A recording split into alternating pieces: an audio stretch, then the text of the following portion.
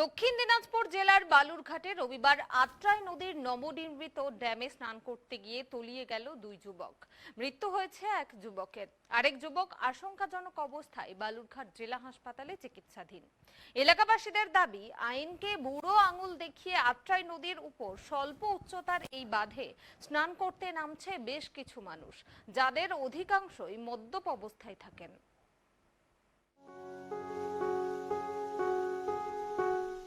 আত্রাই নদীর নবনির্মিত ড্যামে স্নান করতে গিয়ে তলিয়ে গেল রিতেশ শর্মা নামে এক যুবক। আশঙ্কাজনক অবস্থায় সৌরভ আগরওয়াল নামে আরেক যুবক বালুরঘাট জেলা হাসপাতালে চিকিৎসাধীন।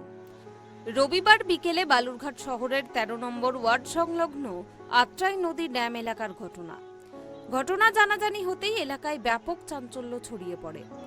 প্রত্যক্ষদর্শীদের বিবরণ অনুযায়ী আত্রাই নদীর ওপর নবনির্মিত স্বল্প উচ্চতার বাঁধের স্লুইস গেটে জলের স্রোতের মুখে পড়ে যান তারা। নিচে থাকা কংক্রিটের পিলারে ধাক্কা লাগে এবং ঘটনাস্থলেই মৃত্যু হয় রিতেশ শর্মার। আহত অবস্থায় বালুরঘাট হাসপাতালে চিকিৎসাধীন রয়েছে সৌরভ আগরওয়াল। স্থানীয় মৎস্যজীবীদের নজরে আসে প্রথমে, তারাই উদ্ধার করে এই দুই যুবককে। সৌরভ আগরওয়ালের দেহে একাধিক আঘাত রয়েছে, অবস্থা আশঙ্কাজনক, কিন্তু রিতেশ শর্মার ঘটনাস্থলেই মৃত্যু হয়। এই দুই যুবকের বাড়ি বালুরঘাট শহরের ১৯ নম্বর ওয়ার্ডে। ওরা হচ্ছে দুজন একসঙ্গে স্নান করতে, আর আমরা তখন ওখানেই ছিলাম। আমাদের পাশের বাড়িটা দুজন স্নান করছিল। এর মধ্যে দুজন স্নান করতে করতে মুহূর্তের মধ্যে ওরা দুজন একদম ড্যামের কারেন্টের মধ্যে পড়ে গেল। পড়েই তো চলে গেল। কিছুটা সামনে এগিয়ে গিয়ে একজন ডুবে গেছিল, ৮ মিনিট মতো জলের তলায় ছিল।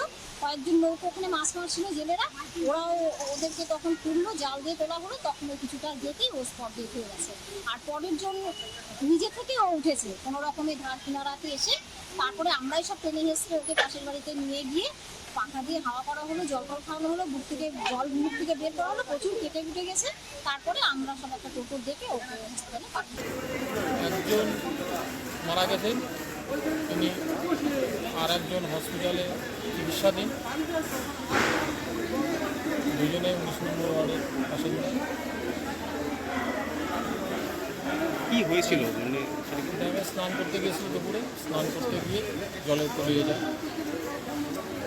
একজন মারা গেছে, একজন মারা গেছে, তার নাম হিতেশ শর্মা, আর একজন সৌরভ আগরওয়ালা।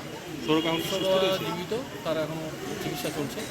মানে এমনি কি কারণ কিছু বোঝাচ্ছে কিভাবে ডুবে গেল বা এমনি স্নানে করতে গিয়ে যেটা হয় আর কি। আরো অনেকেই ছিল না, এরা দুজনেই ছিল? দুজনেই ছিল।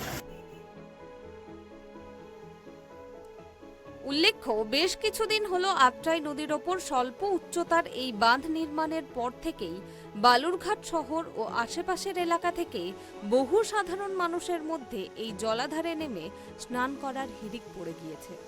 বর্ষাকালের কারণে নদীর জলস্তর বৃদ্ধি পাওয়ায় স্নান করার হিড়িক কমেছিল, কিন্তু আবার জল কমতেই প্রতিদিনই স্নান করতে নামছে কিছু মানুষ।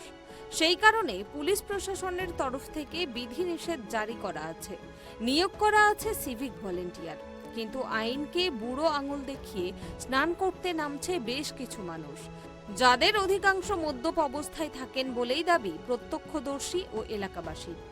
স্থানীয় বাসিন্দাদের দাবি, পুলিশের নজরদারি আরও জোরদার করতে হবে জলাধার এলাকায়, কারণ প্রায় প্রতিদিনই জলাধার দেখতে আসছেন প্রচুর উৎসাহী মানুষ এবং যে কোনো দিন আরও বড়সড় দুর্ঘটনা ঘটে যেতে পারে।